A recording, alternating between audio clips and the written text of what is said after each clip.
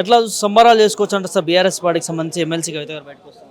ఇగో ఇది టీఆర్ఎస్ అనేది టీఆర్ఎస్ బీఆర్ఎస్గా మారింది. ఒక ఉద్యమ పార్టీగా ఉండి దాని తర్వాత బీఆర్ఎస్ రాష్ట్ర వ్యాప్తంగా దేశవ్యాప్తంగా ఒక మంచి పాలన జరపాలనే ఒక మంచి ఉద్దేశంతోనే బీఆర్ఎస్గా మారింది. దాంట్లో కవిత గారిని లిక్కర్ కేసులో ఇరికించడము, కేంద్రము ఏదైతే కుట్ర పన్ని కేంద్రంతో కూడా సహాయ సహకారాలు తీసుకోకుండా ఈ రాష్ట్రాన్ని తొలి ముఖ్యమంత్రి 29వ రాష్ట్రానికి తొలి ముఖ్యమంత్రి కేసీఆర్ గారు కేంద్రానికి సపోర్ట్ చేయకుండా రాష్ట్రాన్ని అభివృద్ధి పటంలో ముందుకు సాగిన 10 సంవత్సరాల చరిత్రలో ఆయనను ఏ విధంగా ఇరికించాలనే ఒక ఉద్దేశంతో కవిత గారిని లిక్కర్ కేసులో ఇరికించడం జరిగింది.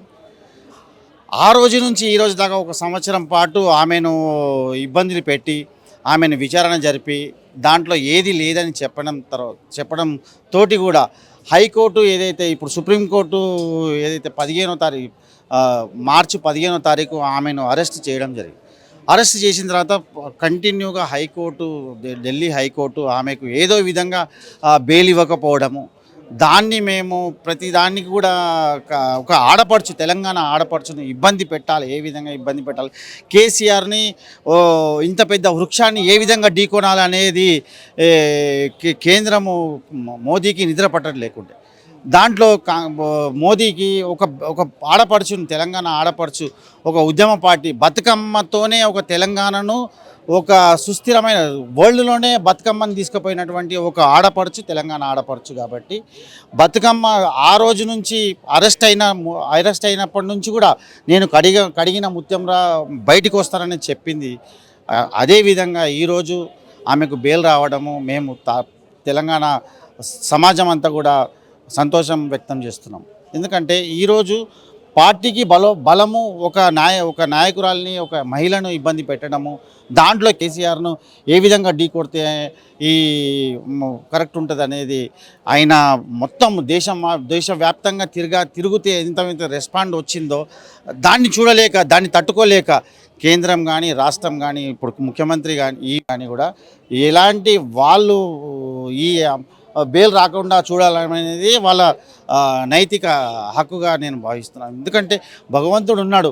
ఒక ఆడపడుచు మేము రాష్ట్రాన్ని తెచ్చుకొని ఏ విధంగా కొట్లాడి తెచ్చుకొని తెలంగాణ సాధించినామో అదేవిధంగా బెయిల్ను కూడా అదేవిధంగా సుప్రీంకోర్టులో బెయిల్ రావడము మేమందరం తెలంగాణ ప్రజలను కూడా చాలా స్వాగతిస్తున్నాము.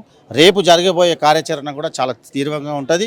ఇప్పుడు కూడా ప్రజలంతా కూడా రాష్ట్రంలో ఉన్న ప్రజలందరూ కూడా ఈ ప్రభుత్వంతో కాంగ్రెస్ ప్రభుత్వం విరుచుకుపోయి 9 నెలల పాలనలో ఎలాంటి ఇది కూడా అభివృద్ధి పథకాలు ప్రజలకు అందుతలేవు.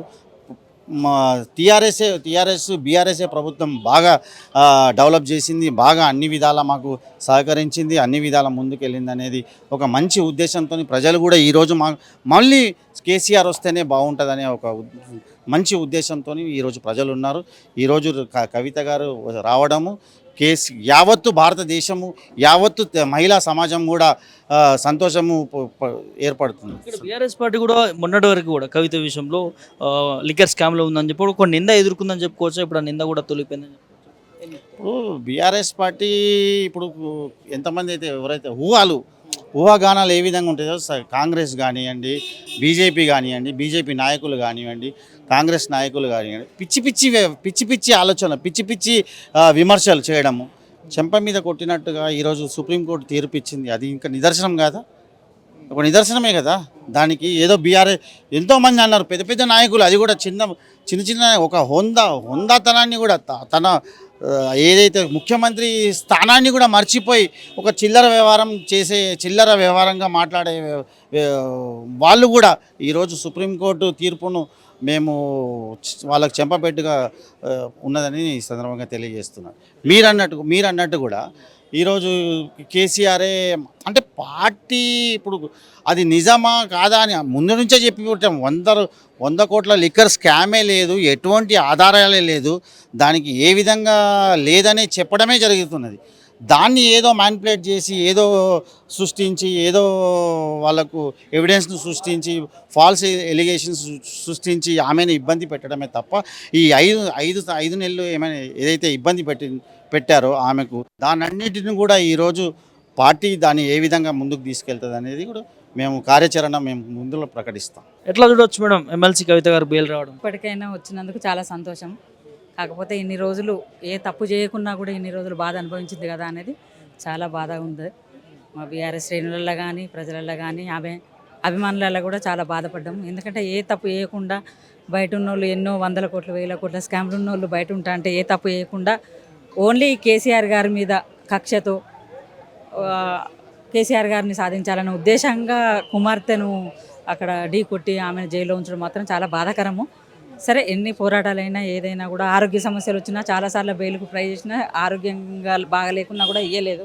లాస్ట్కు వాళ్ళ దగ్గర ఏ సాక్ష్యాలు లేకుండా ఎన్ని రోజులను ఉంచుతారనేది వాళ్ళకి అర్థం కాలేదు. ఎందుకంటే హైకోర్టు సుప్రీంకోర్టు చివాట్లు పెట్టినా కూడా దాన్ని ఇంకా జరుపుకుంటా లాస్ట్కి ఇంకా ఏం లేదు. ఇక ఎన్ని రోజులు జరపడానికి కూడా వాళ్ళ దగ్గర ఎలాంటి జవాబు లేక లాస్ట్కి ఎన్ని రోజులకైనా ఇచ్చిండ్రు. కాబట్టి ఇప్పటికైనా సంతోషపడుతున్నాం మేము అందరం. అంటే దీనిపైన కూడా కొన్ని విమర్శలు వినిపిస్తూ ఉన్నాయి. పార్టీ విలీనం చర్చ వల్లనే బయటకు వచ్చింది. పార్టీ విలీనం గురించి మా నాయకులందరూ కూడా చాలా ఇంతకుముందే చాలా క్లారిటీ ఇచ్చిండ్రు. అలాంటిది ఏమి ఉండబోదని కూడా చెప్పిండ్రు. కాబట్టి అట్లాంటి ఉద్దేశం కూడా ఎవరికి లేదు. ఇది కావాలని ఈ డైవర్ట్ హోల్డింగ్స్లలో ఒక భాగంగా కాంగ్రెస్ బదనాం చేస్తుంది తప్ప అలాంటిది ఏమి ఉండదని.